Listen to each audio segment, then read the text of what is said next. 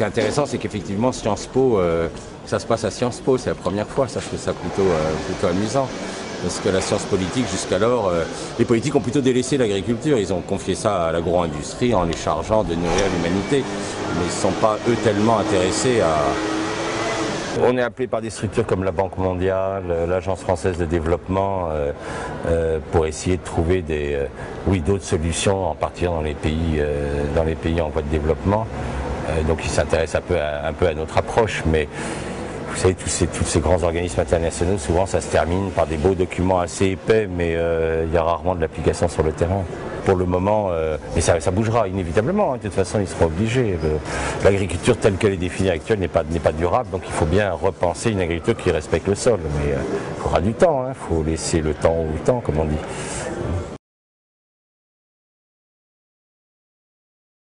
Ah oui, c'est une résistance, c'est une sauvegarde de la démocratie. Lutter contre les OGM, c'est se battre pour la démocratie. Parce que les OGM imposent aux agriculteurs des semences brevetées, etc. C'est la perte de leur liberté. Enfin, la semence, c'est quand même la base de la vie. Si les agriculteurs ne peuvent pas être propriétaires de leur semence, ça va très très mal se finir. Donc il faut être résistant. Hein. C'est pas du terrorisme, c'est de la résistance. C'est très différent. Donc c'est un acte politique fort. D'ailleurs, là, cet automne... Des citoyens... Oui, non, mais moi, je vais... Ah oui, moi, je vais dans les procès pour aider les agriculteurs. Oui. J'estime que c'est mon devoir de scientifique d'aller parler pour que les... Parce que les juges, ils n'y connaissent rien, ils n'y comprennent rien, les juges. Pour eux, il y a eu acte terroriste, destruction de culture. Eux, ils voient cet aspect purement légal. Quand on leur explique qu'on n'a pas fait ça pour casser spécialement le champ, c'est parce qu'il faut protéger les semences, et que les semences, c'est la vie. Donc c'est exactement comme pendant la guerre, il y avait des résistants qui voulaient garder la liberté de la France. Bon, c'est pareil, hein, c'est un problème de garder sa liberté. Ça n'a rien à voir avec du terrorisme, c'est se battre pour la liberté. Alors vous avez voilà, le gros syndicat, il est complètement vendu à l'agro-industrie, donc il ne bouge pas, mais la Confédération paysanne, elle, se bat contre les OGM. Hein. Donc il y a quand même un syndicat qui, lui, est contre et veut que les agriculteurs gardent leur liberté de semence.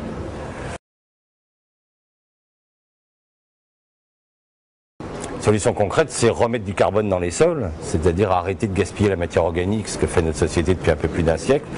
Hein, jusqu'alors, les gens ne le savent plus, mais enfin jusqu'au 19e, les gens étaient paillés comme les vaches. Hein.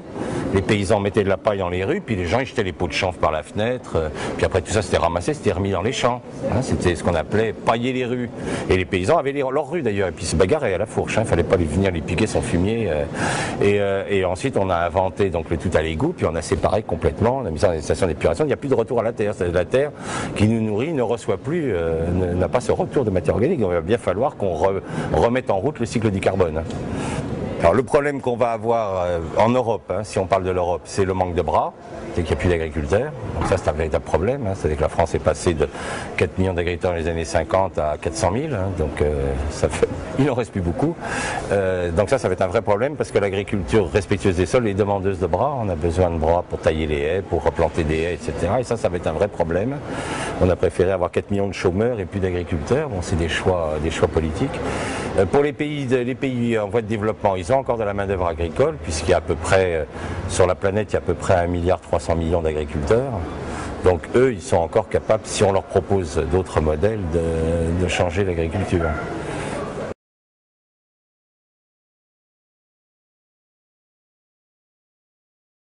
Donc notre laboratoire est le seul laboratoire en France qui fait de l'analyse physique, chimique et biologique des sols. Je dis bien des sols, c'est-à-dire qu'on va sur le terrain, on fait le profil, on regarde les racines, la faune, etc. On ne fait pas d'analyse de terre envoyée par la poste. Et à partir du diagnostic, ça nous permet de faire un diagnostic de dégradation du sol. Est-ce qu'on est en dégradation biologique, en dégradation chimique, en dégradation physique? Et en fonction de ce niveau de dégradation, on va recommander à l'agriculteur des itinéraires agricoles, des rotations, etc., qui vont permettre de restaurer son patrimoine et qu'il retrouve un patrimoine en bon état. Ça peut être soit sous forme de contrat, c'est souvent on fait des contrats de 5 ans parce que le sol est un milieu qui est lent à se restaurer, donc on va souvent faire des contrats de 5 ans avec les agriculteurs. Il y a des cas où les agriculteurs veulent juste avoir une idée de l'état de leur patrimoine sol, donc ils demandent juste une analyse, hein, c'est variable. Mais disons que maintenant on a fait quand même plus de 6000 analyses de sol physique, chimique et biologique à travers le monde, on mesure 72 facteurs sur le sol, donc on a la plus grosse base scientifique du monde qui relie l'étude physique, chimique et biologique des sols. Et on observe un effondrement de l'activité qui est absolument régulier depuis 20 ans. Depuis qu'on a ouvert notre laboratoire, l'activité biologique des sols ne cesse de baisser sur la planète. On ne voit pas pour le moment de remonter. Ça continue à baisser. Donc on va les orienter soit des techniques de mulch, des techniques de compost, des techniques de bois raméal fragmenté ou le semi-direct sous couvert, c'est-à-dire qu'on arrête complètement le labour et on va travailler uniquement avec des plantes. C'est les plantes qui vont restructurer le sol. Mais nous on n'est pas dans des dimensions de chapelle. Hein. C'est pas bon. Il se trouve que la biodynamie on l'utilise beaucoup, surtout pour le vin, parce que dans le cas du vin on observe des minéralités, des augmentations de minéralité des vins qui sont remarquables. Et il y a des gens qui aiment les vins très minéraux, très purs, comme ça. Et la biodynamie nous permet ça, parce que la biodynamie augmente, et on ne sait pas comment. Scientifiquement, on ne sait pas. Elle augmente fortement l'activité biologique de profondeur. Il n'y a pas de différence d'activité biologique entre un sol cultivé en biologie ou en biodynamie. Par contre, en profondeur, il y a beaucoup plus d'activité biologique. Et il se trouve qu'à la vigne, c'est la plante qui se nourrit avec le sous-sol. Hein. Le terroir, pour la vigne, il est profond. Et ça, on obtient des minéralités dans les vins qui intéressent beaucoup. Ce qui fait que nous, on travaille avec des grands domaines qui ne disent pas, ils n'écrivent pas sur leur étiquette qu'ils sont en biodynamie, parce que, hélas, la biologie et la biodynamie ont une étiquette babacou, vous voyez le côté un peu 68 heures attardé. Donc ils n'ont pas du tout envie de ça sur leurs étiquettes, mais ils sont en biodynamie. C'est ça qui est assez drôle d'ailleurs. C'est amusant de voir que la cantine du ministère de l'Agriculture, rue de Varennes, c'est un 3 étoiles qui fait que du bio. C'est-à-dire que les gars qui sont au ministère, ils sont quand même pas fous, ils bouffent bio. Hein. Et ils boivent bio, parce qu'ils savent qu'il vaut mieux.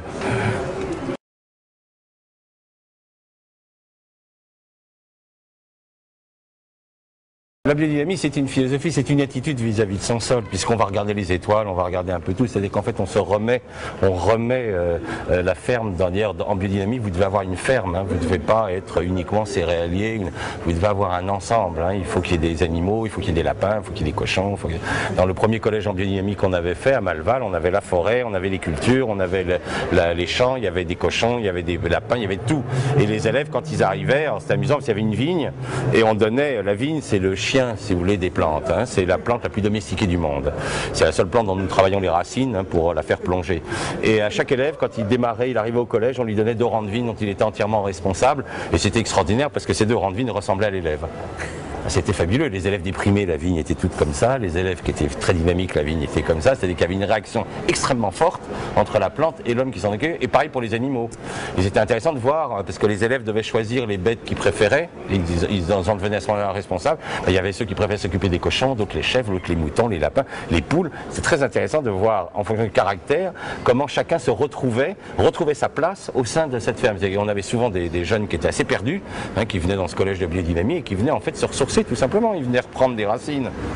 Et on en a quand même formé, ça a duré pendant à peu près 18 ans, et tous les ans il y avait 40 jeunes qui sortaient de...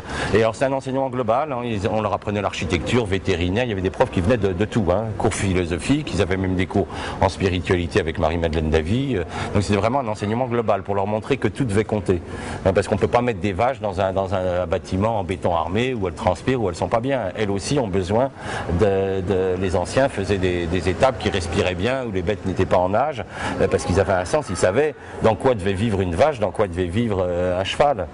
De même que les hommes parlaient aux bêtes dans le niveau vibratoire. Hein. Quand vous parlez à un cheval, vous lui faites le cheval il fait hein, on parle pas aux bêtes, on parle aux bêtes dans leur mode vibratoire. Il y avait la bête domestique, elle n'était pas n'importe quoi, elle avait un nom. Hein, les bêtes étaient nommées, maintenant elles ont des numéros et elles partent à l'abattoir complètement inconnues. Enfin c'est monstrueux ce qu'on fait aux animaux. Mais à l'époque c'était pas du tout ça, les bêtes étaient complètement intégrées, hein. C'était autre chose. Mais il y avait une vraie relation avec les plantes, avec la terre, on regardait le ciel sans arrêt. Maintenant les gars ils sont leur tracteur à écouter France Inter et à labourer. On touche plus la terre. Vous savez quand un gars est derrière son cheval, la terre il la connaît par cœur. Hein. Nous on voit les anciens, quand on est avec les anciens sur le terrain, j'ai dit où est-ce qu'on fait le profil, alors, il dit venez pas là, il y a des cailloux, parce qu'ils les connaissent par cœur, ils l'ont senti dans leurs bras la terre. Quand vous êtes sur un tracteur de 300 chevaux qui arrache les cailloux, qui détruit tout, vous la sentez pas la terre, c'est la machine qui sent, c'est plus vous. Donc si vous mettez une machine entre vous et la terre, vous ne pouvez plus la sentir.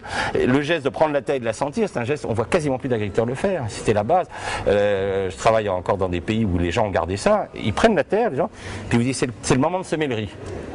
C'est extraordinaire, vous voyez, ce geste, hein, c'est ce qu'on appelait le geste.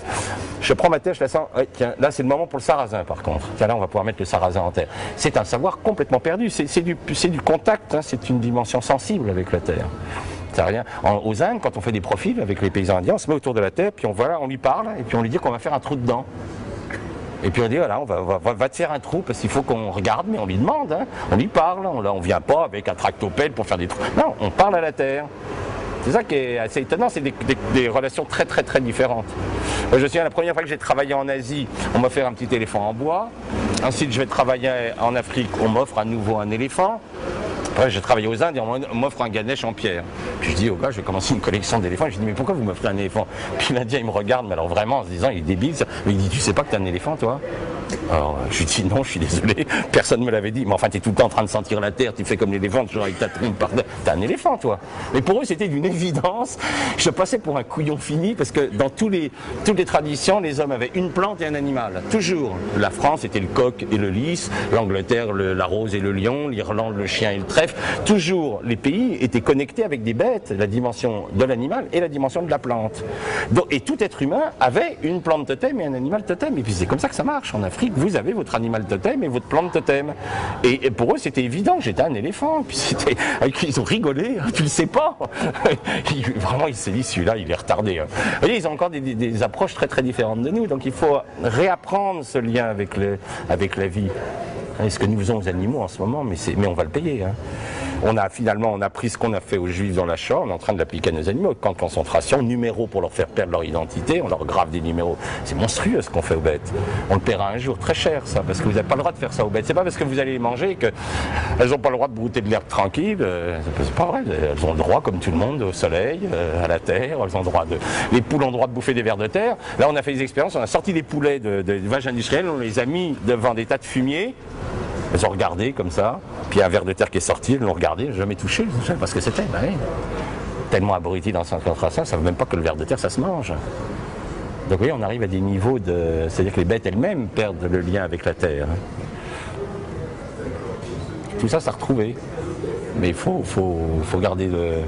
C'était la directrice du collège de biodynamie, elle disait une chose très belle. Elle disait, il faut perdre vos illusions. C'est les illusions perdues de Balzac. Il faut perdre vos illusions, il faut acquérir la lucidité. Et c'est là que ça devient dangereux. Il ne faut pas tomber dans le cynisme, il faut maintenant rayonner l'espoir. Parce que sinon vous tombez dans le cynisme, et le cynisme est sordide. Donc il ne faut surtout pas, une fois que vous avez compris que le monde est très pourri en ce moment, il ne faut pas tomber dans le cynisme, il faut rayonner l'espoir. C'est-à-dire vous dire, il y a d'autres voies, il y a d'autres façons de vivre et d'autres façons de penser le monde. Et vous verrez que tout ça c'est lié à la façon dont nous traitons les femmes, puisque la terre est féminine, donc la façon dont nous traitons les femmes correspond à la façon dont nous traitons la terre, tout est lié. Hein.